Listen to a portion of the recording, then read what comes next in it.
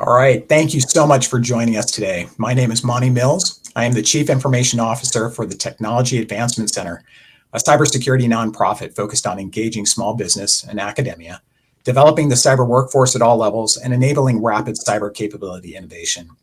I also serve as the Chief Technology Officer for the Association of U.S. Cyber Forces.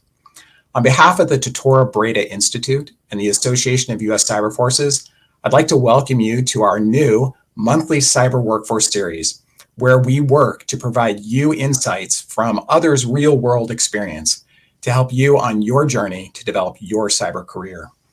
Before we begin, I'd like to share a little bit about the Tortora Brayda Institute and the Association of U.S. Cyber Forces.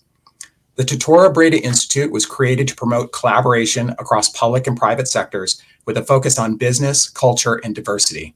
Tortora Brayda looks to reshape and develop collaboration and partnering practices with a view to improving and securing businesses and economies. A core concept of the Institute is their think tank for partnerships in AI and cybersecurity.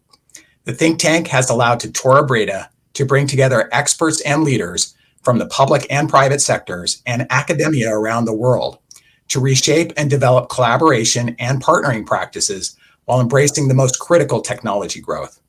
If you are not currently a member of the Institute, we invite you to visit their website at www.totorabrayda.org to learn more and see how you can participate. The Association of U.S. Cyber Forces is a nonprofit, military, and veteran service organization that provides the voice for cyber professionals who serve in the military, national security agencies, and industry on specific cyber issues impacting national security. AUSCF is an advocate for positive change to policies and programs that better serve their membership and help minimize gaps between the private and public sector cybersecurity efforts. If you'd like to learn more or join AUSCF, please visit their website at www.auscf.org. During today's discussion, feel free to drop questions into the chat, and as time allows, we will attempt to weave in answers. Your questions and feedback directly shape this and future events. Today, we are joined by Trey Meza. Trey is a senior cybersecurity consultant with RMC Global, a recognized federal and industry leader in global mission assurance and risk management, where he serves as one of their senior penetration and security assessment leads, otherwise known as a professional hacker, providing critical and trusted insights to Fortune 500 companies, national critical infrastructure organizations, and state and federal government entities across the nation. Trey has experienced relatively rapid professional growth in his line of work, and we hope that his experience and insights will help you with your journey. Trey, welcome, and thank you for joining us today. Thanks, Monty. Happy to be here. Awesome. All right, so let's start off. What initially sparked your interest in cybersecurity and led you to become a penetration tester? Yeah, so I'll have to say it was my dad, my father. So he, just to start off, he works on the same team I do, so a little bit of nepotism there, but we'll get into that. So, he exposed me to a bunch of different IT and specifically cybersecurity technologies and whatnot while I was growing up. So he really sparked my interest in cybersecurity, and then took some classes and got in the industry and really grew into my own. But he definitely started the spark. Awesome. So that spark was lit. What did you do with that spark? What was your educational path? Did you focus on any specific courses, certifications? What did that look like? Yeah, so before I started in cybersecurity, I went to a high school that had a specific IT focus. There were 3 different tracks that the school offered, and I went through the networking track. It was mainly like a Cisco focused track. So I did that to learn kind of fundamentals about networking, switches, routers, firewalls. And so that was my initial academia exposure to kind of IT. And then after that, I went to James Madison University for a computer information systems undergrad. And so that was not super security focused. It was kind of holistic around networking, databases, a little bit of coding. and I think we had like one security elective. But while I was there, I took on a research assistant role where I kind of I helped to build an ethical hacking elective for the JMU College of Business, which is what the Computer Information System, or CIS, degree was under. And then after I graduated from JMU, pretty much came straight into the workforce. Wow. Okay. So, from that first role, right, in cybersecurity, when you joined the workforce, what was your first job? Yeah, so my first job, I came in to, we used to be Securicon. So Securicon got acquired by RMC Global pretty recently. So essentially been at RMC Securicon for 6 years now. So when I came to what was in Securicon, I came on not as a pen tester, junior pen tester, but to help them develop some internal tooling with the idea that I would get some exposure in the kind of pen testing consultant arena and see how that would go. So eventually I got into an engagement where there's a few of us that went on site and did an internal network assessment and held my own and did okay. And they liked me enough to keep me around for 6 years. Right. So basically you took the opportunity to apprentice with the company and just took on opportunities as they rose to the challenge, so to speak, and continue to grow your skill sets from there. Is that correct? Yeah, absolutely. I think that's been one of my strengths is or maybe a detriment too, but I almost never say no. So whatever comes my way, I try to tackle it on. And it's worked out pretty well so far. That's awesome. Okay.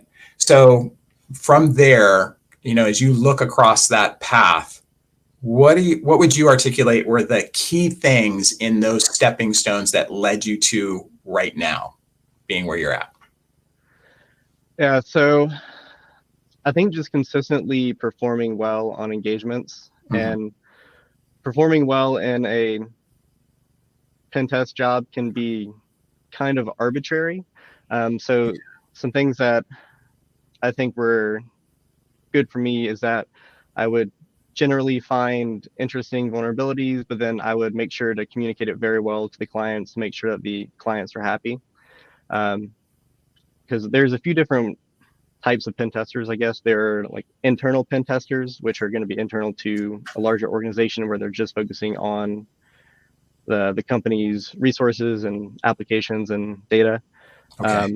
Or there's other pen testers like me where we're third-party consultants that come in and we have to make sure that the customer is happy even after we beat them up and show them all their vulnerabilities.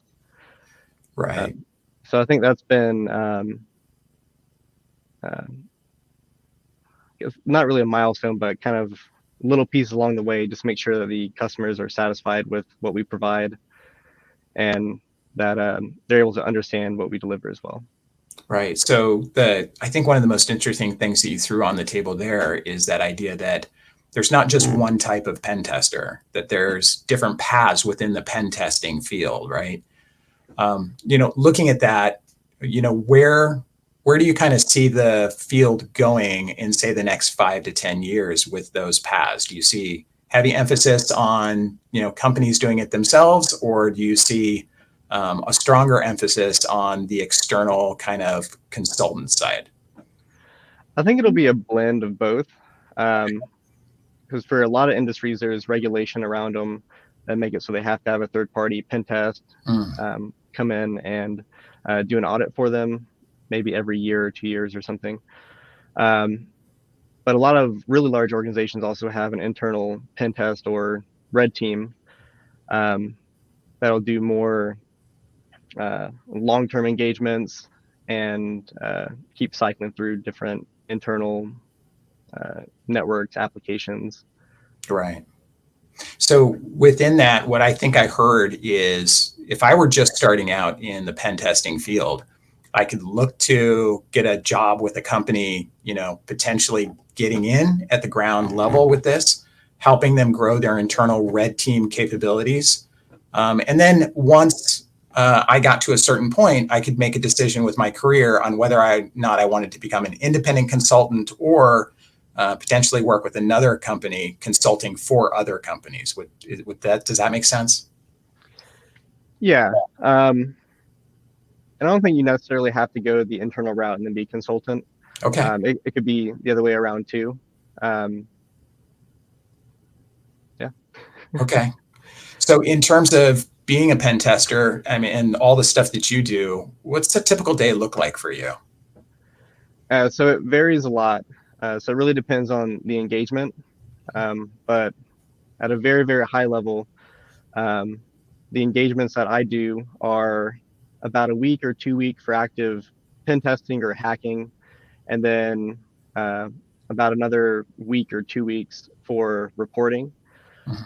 So about half my time is spent on doing the pen test, trying to break the target, whatever it might be, the network, the application, try to get into a building, try to phish some people. And then the other half is going to be focus on writing up what we found, how we did it, and what are some things that the client can do to tighten up their security. Yeah. So I'm sorry, you just touched on another interesting point is that there's different types of pen testing that occur within your field, right? This idea of physical security is different from the software side. Are there any other differences within the pen testing field that people should be considering? Yeah, there's a ton. So the biggest one right now is going to be AppSec, so application security, primarily web applications. Okay. Just because that's majority of the internet, and that's what a lot of companies expose to the internet. So there's a huge footprint there. But in addition to web AppSec, there's network pen testing, where you try to break into the network and maybe get whatever the target is in there. You might be trying to get all of their the client's intellectual property, access to certain files. You might be trying to become a Active Directory domain admin or something along that nature. If it's a software company, you might be trying to break into their CI/CD pipeline and get access to their source code. There's a ton of other kinds too. So we also have hardware hacking, where you might get a device. Could be something like a home router, or it could be a larger industrial equipment or server. But generally, when I do hardware hacking, it's on embedded devices. But that'll usually consist of breaking apart the actual target and looking at the components on the printed circuit board and trying to see if you can get into the device. So that's always a fun one. And then there's physical pen testing, where you're trying to break into buildings. I think that's the most adrenaline-inducing one. I've been lucky enough to do that a handful of times, and if I did that full time, I don't think I have the heart for it. My heartbeat would be so high all the time. Do that once in a blue moon, and that's about it for me. Yeah, I think for everybody's situational awareness there, physical assessments can also involve, real law enforcement response for some clients, I would imagine, right? Yep, we've definitely had that happen. We've had cops called on us before. That's awesome. Not me, but some coworkers. Of course not. Of course not. And there have been stories that have made it to the news where you've had some physical pen testers trying to break into a client, and they get arrested. I think one was they were trying to get into a courthouse, and the sheriff didn't believe their get out of jail letter, which is a signed letter from the client saying that we're authorized to do this. Right. Threw them in jail, and they eventually got released, but it could happen. Okay, so that definitely falls into maybe some of the cooler aspects if you're into that. So what are some of the cool aspects of your job? Yeah, so I don't do a lot of the physical pen tests, but they are really fun, but very high adrenaline, and they can be quite terrifying, especially if there's armed guards or anything roaming the perimeter. But aside from the physical pen test, I'll focus on more of the networks and devices, because that's more of what I've been doing in applications. So one of the cool things is you get to, at least as a third-party consultant, come in and see a ton of different technologies and devices and networks, right? Because we're only at a client for a week or two, so Right. then we move on to the next one, and we get to see how different places are doing different things. And so my company, we focus mainly on OT clients, so operational technology clients, and the bulk of our clients are in the energy utility sector. Okay. And so being able to go to different power plants, substations, I think that's a really neat and interesting aspect to my particular subset of pen testing. Okay. And on the flip side, what are the not so cool aspects of the job? Reporting. So, so everyone likes to do the pen testing, break in, hack stuff, break stuff, but most people don't like to write about it afterwards. So writing's the bane of my and most of my coworkers' existences. And it generally takes a while because you have to be pretty detailed and thorough about what you did and how you did it. So reporting is definitely the low of the job, and just like any customer-facing job, you might have some difficult clients as well. But on the flip side, you have some great clients that are really good to work for as well. Another thing that's kind of a downer is on some engagements, you might have a very limited scope, right? So scope is kind of what you can go after. So if you're doing an internal network assessment and you know they have a much larger network than what you're able to target, you can't actually go after that stuff.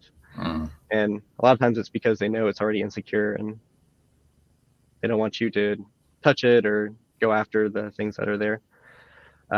So that can be annoying sometimes as well. But overall, it's a really fun job. Awesome. What are some common misconceptions about pen testing that you've encountered in your time? Yeah, so for people who aren't familiar with the job or the field too much, they think it's just hacking all the time. If anyone's ever seen the old movie like Hackers, or the 90s Hackers movie, I think that's what a lot of people think of, like a 3D computer maze kind of thing.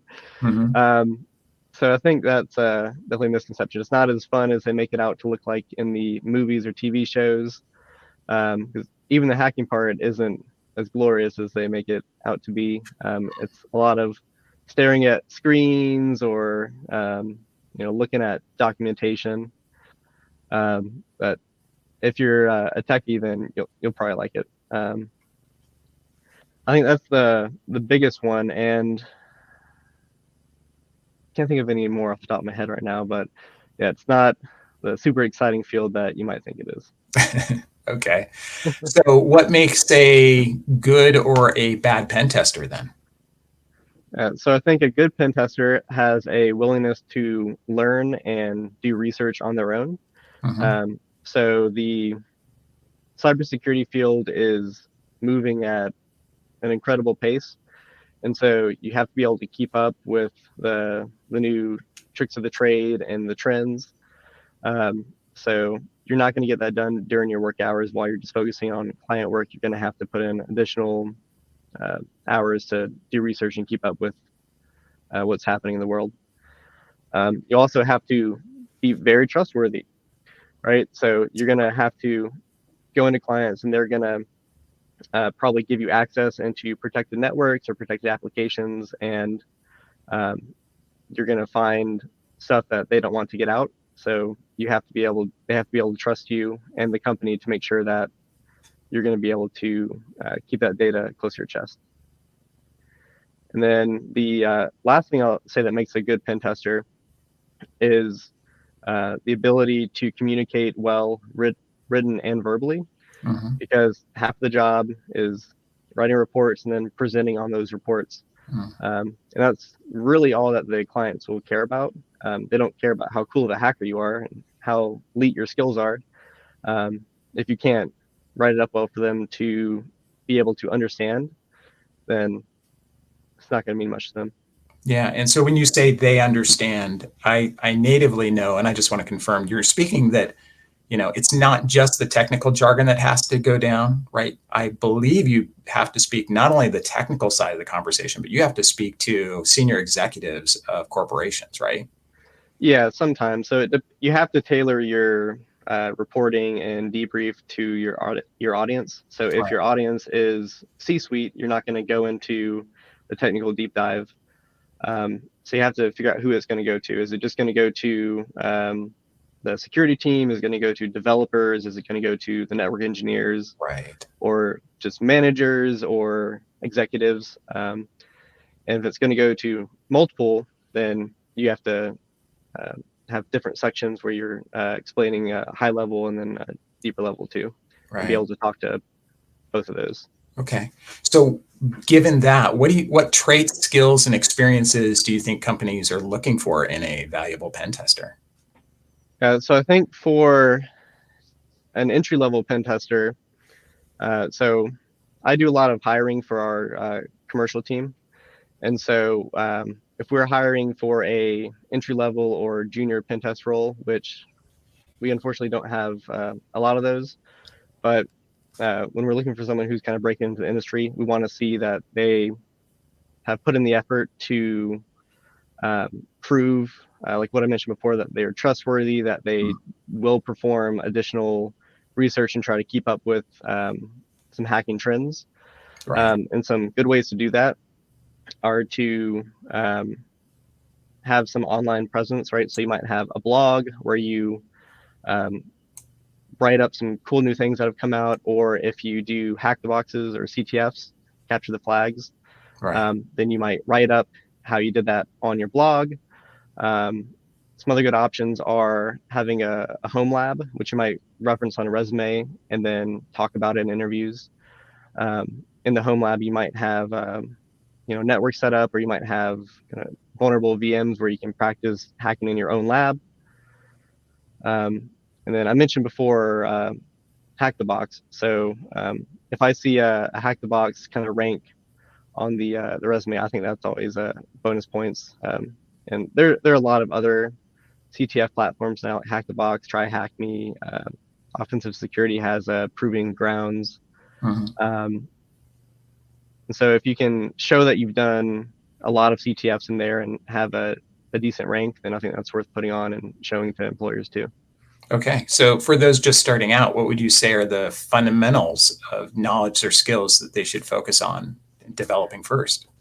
Yeah, so if you're just going into a kind of jack of all trades pen test, kind of like I'm in right now, Mhm. then it's good to have a solid base kind of across the board. So have understanding of the fundamentals of networking.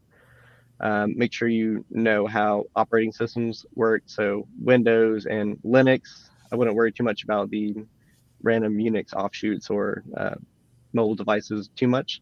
Okay. But make sure you know Windows and Linux, at least one flavor of Linux. There's a million out there now, but get familiar with Ubuntu or Debian or Cent or Red Hat.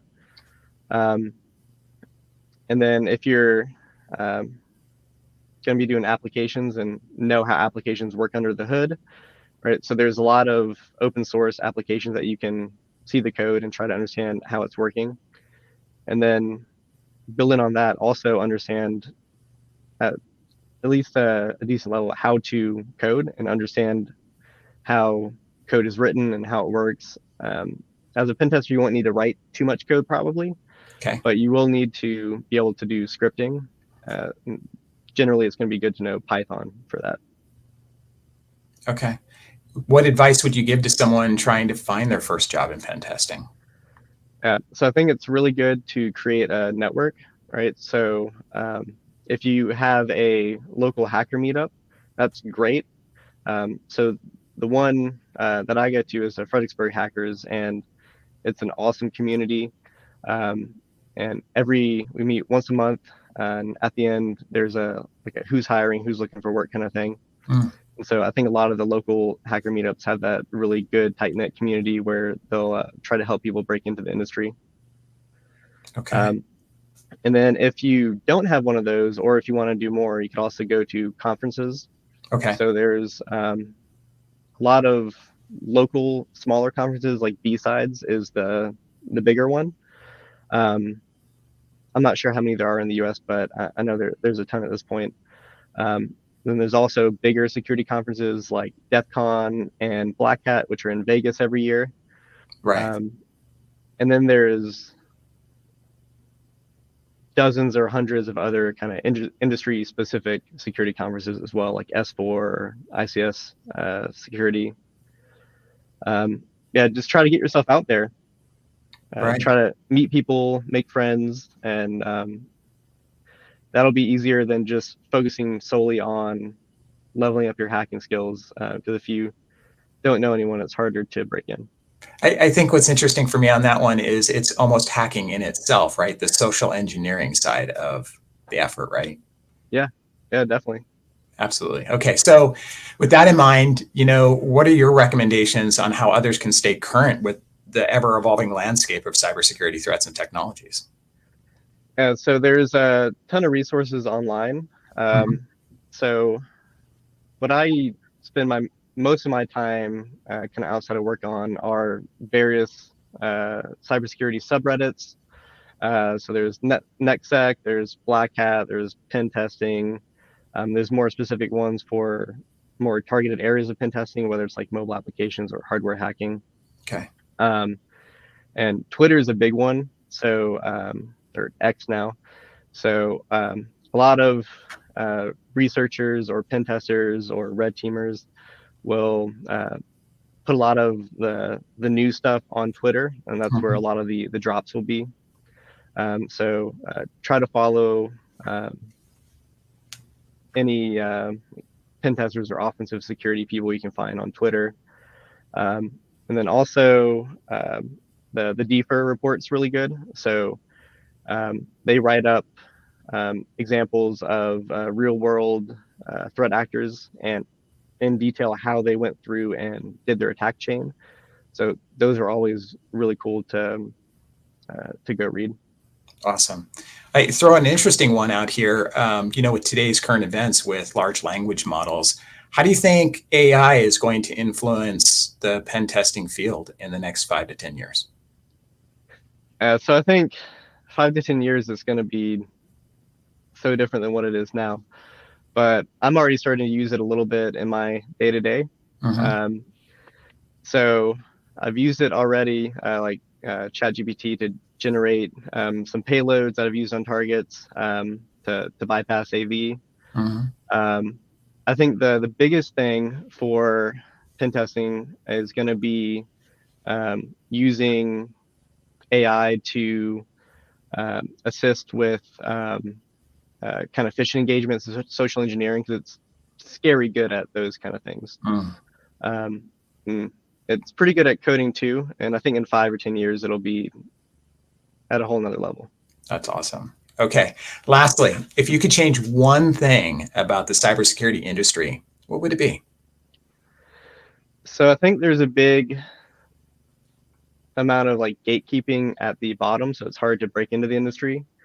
So I think things like this, where we're kind of making a larger awareness and that kind of thing, where we can have more people know what it's like to be in the industry. So I think if I could change something, it would be making it so that it's easier to break into. Because right now, from what I'm hearing from people trying to break in, it's kind of difficult. Okay. Well, Trey, thank you so much for sharing your experience with the community. If people want to know more, how can they contact you? You can find me on LinkedIn. Okay. Search for Trey Mason. I should pop up. You'll see my smiling face. Awesome. All right. Excellent, Trey. It's been a pleasure. For those watching or listening to our discussion today, thank you as well.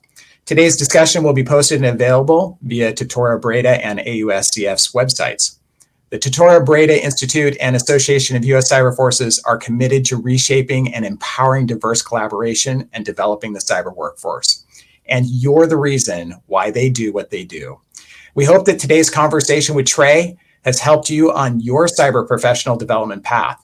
On behalf of Tortora, Brayda, and AUSCF, thank you. And we look forward to you joining us for the next Cyber Workforce Series discussion. Thanks. Thanks, everyone.